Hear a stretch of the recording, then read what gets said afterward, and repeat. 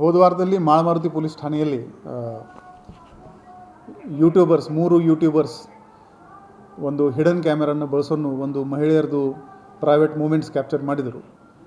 ಆ ಪ್ರಕರಣದಲ್ಲಿ ಆ ಮನೆಯದು ಚಾವಿ ಅಲ್ಲಿ ಮೇಲ್ಗಡೆ ಇಟ್ಕೋತಾರೆ ಈ ಮಾಹಿತಿ ಆ ಮಹಿಳೆಯರಿಗೆ ಪರಿಚಯದವರು ಯಾರಿದ್ದಾರೆ ಅವರೇ ಕೊಟ್ಟಿದ್ರು. ಆ ಮೇನ್ ಆರೋಪಿ ಇದ್ದ ಅವನಿಗೆ ಮಾಳಮಾರುತಿ ಪೊಲೀಸರು ದಸ್ತಗಿರಿ ಮಾಡಿದ್ದಾರೆ.